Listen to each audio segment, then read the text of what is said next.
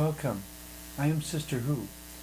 With me today I have Imam Ibrahim Kazerooni, and we wanted to talk about, well, in all the major religions there is some sort of sacred text, and within every major religion I have yet to find any substantial agreement between the ministers of the religion.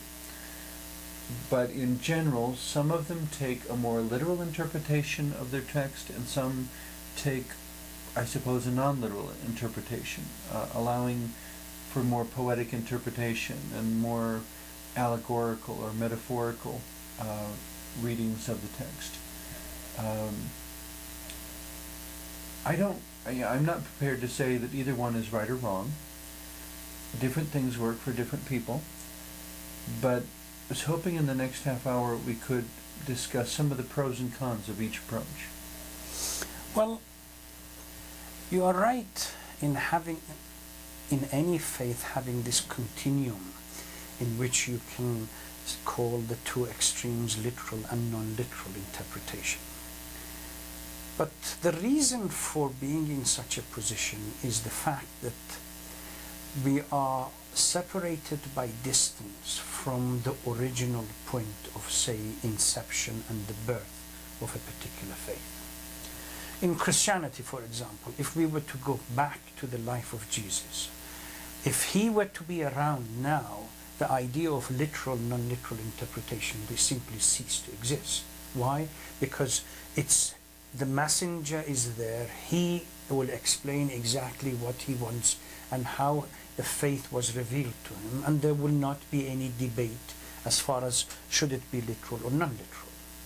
Well, if you had enough time to cross-examine him and to ask for absolute clarification and so forth. When he's around, if you are in doubt, then you can go to him and say, well, I wasn't quite clear.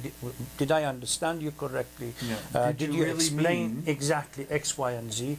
And you get clarification and certainty. This is exactly what I said, and this is what I meant. But it still leaves us with the problem of language and linguistics. For people who live at that time, they understand the usage of the language and the messenger's words and deeds exactly what he meant by the language that he used. If you are in doubt, you can go back to the messenger. You can always ask for clarification. Yes.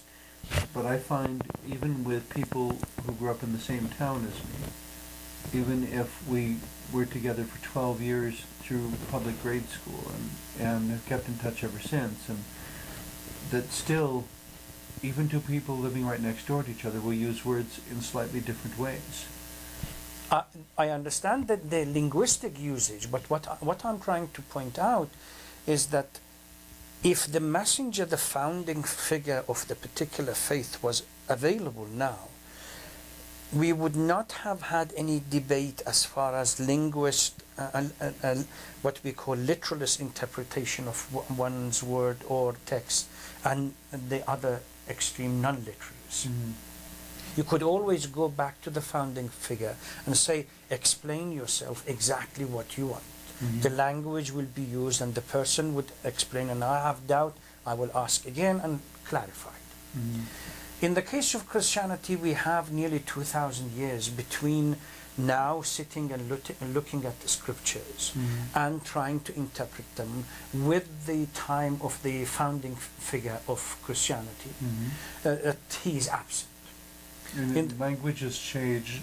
I'm just getting to that point.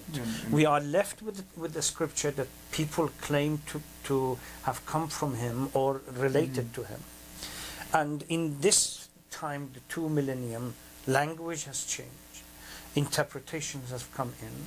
The original language was interpreted into another language that was interpreted into another language. For example, Aramaic went into Greeks, into say Latin. From Latin it came into French, English, etc., etc. Each interpretation causes a peculiar problem of its own. Now we are left with a text that we want to apply it to our life. Naturally, there will be a group of people. I like the point that you said you couldn't say whether they are right or wrong, or one is right, the other one is right or is wrong. there are people that would say it depends on a group of people. Simply look at the text and say, well, this is it. This is the revelation, and we as human beings have no right to feed or to input into the whole interpretation. We are supposed to implement them. Mm-hmm. At the same time, there are others who would say, well, let us look, yes, we are human. God has created us, and God has given us the power of intellect.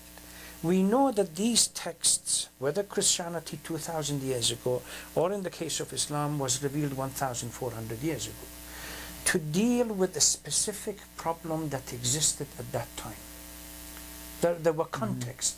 And there was also a cultural context and a system of values that in many cases doesn't exist today. That's what I'm leading to. Once we accept that these verses or chapters or the text in its totality was revealed under various contexts at that time, whether historical, social, linguistic, whatever we call it, cultural, then it is for us to come back and say, okay, how much similarity exists between our context now, in my case, 1,400 years after the death of Muhammad, and the life or the time or the context that existed during his life. That becomes the challenge.